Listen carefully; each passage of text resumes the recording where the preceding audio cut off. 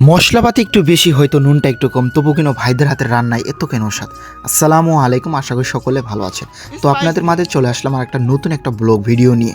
আসলে ব্লগ ভিডিওটা অবশ্যই আপনারা দেখতে বুঝতে পারছেন যে আসলে কোনো খাওয়া দাওয়ার আয়োজন করছিলাম।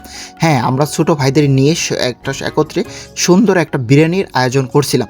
আর এটা সম্পূর্ণভাবে প্রসেস প্রথম থেকে শেষ পর্যন্ত খুঁটিনাটি সম্পূর্ণ ভিডিও দেখার চেষ্টা করবো ইনশাল্লাহ।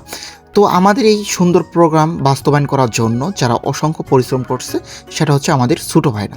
আসলে ছোটো ভাইদের তার অসংখ্য পরিশ্রম এবং চেষ্টার কারণে কিন্তু আমরা এত সুন্দর একটা প্রোগ্রাম করতে পেরেছিলাম। তাদেরকে অসংখ্য ধন্যবাদ এত সুন্দর একটা কাজে উদ্যোগ নেওয়ার জন্য।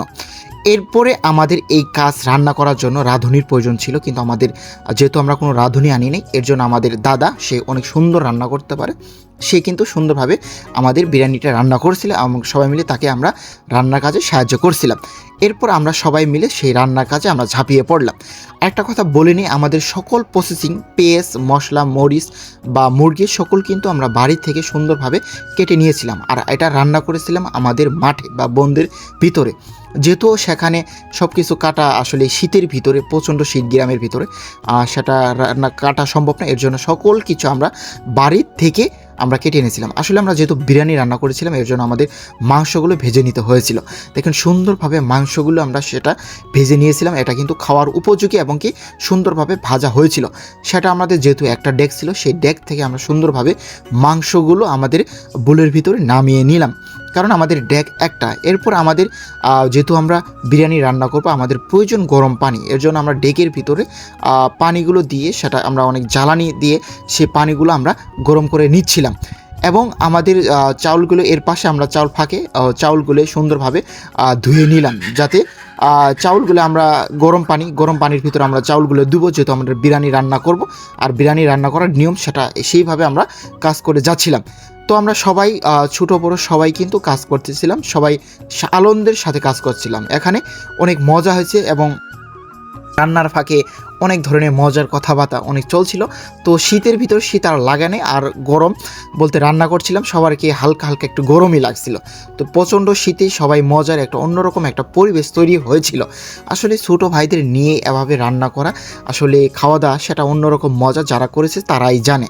তো আমরা সেগুলো পেঁয়াজ, মরিচ, মশলা সুন্দরভাবে নাড়াচাড়ি করে সেটা কিন্তু জাল দিলাম। তারপরে আমরা আমাদের মাংসগুলো কিন্তু আমরা সেটা ঢেলে দিলাম এবং সেখানে কাঁচা মরিচ কিন্তু আমরা ঢেলে দিলাম। দেওয়ার পর সেটা একটু নাড়াচাড়ি করার পর আমাদের গুঁড়া দুধ সেটাও কিন্তু ঢেলে দিলাম, প্লাস চাউল সেটাও ঢেলে দিলাম সুন্দরভাবে। এটা কিন্তু আমরা দেওয়ার পর একটা নাড়াচাড়ি করলাম। তো আমাদের মোটামুটিভাবে আলহামদুলিল্লাহ কাজ প্রায় শেষের দিকে। প্লাস এখন আমাদের জাস্ট এটা ঢেকে দেবো এবং জাল দেবো, আমাদের বিরিয়ানি হয়ে যাবে।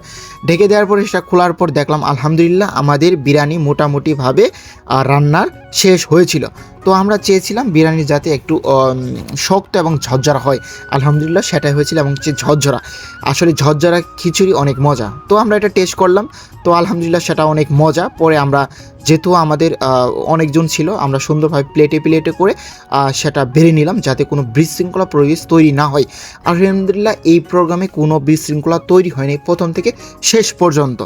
তো আমরা প্লেটে বেড়ে নেওয়ার পর আমরা সেটা সুন্দরভাবে একজন একজন করে সেটা হাতে দিচ্ছিলাম। দেওয়ার পর দেখেন ছোটো ভাই, বড় ভাই সবাই মিলে কিন্তু আমরা মাঠে এভাবে খাচ্ছিল। আসলে এই সুন্দর একটা পরিবেশ তৈরি করার জন্য কিন্তু অসংখ্য চেষ্টা করা লাগে। আর সবাই একত্রে এভাবে খাওয়া আসলে কি বলবো, অন্যরকম মজা। আর শীতের রাতে বিরিয়ানি, মানে সেটার স্বাদ একমাত্র তারাই জানে যে শীতের রাতে মাঠের ভিতরে ছোটো ভাই বড় ভাই মিলে একত্রিত বিরিয়ানি খেয়েছিল। তো আমাদের বিরিয়ানি অনেক স্বাদ হয়েছিল। তো আমরা সবাই একত্রিত খেলাম। তো সকলে ভালো থাকবেন, সুস্থ থাকবেন। আজকের ব্লগে এখানে শেষ করছি। আল্লাহ হাফেজ।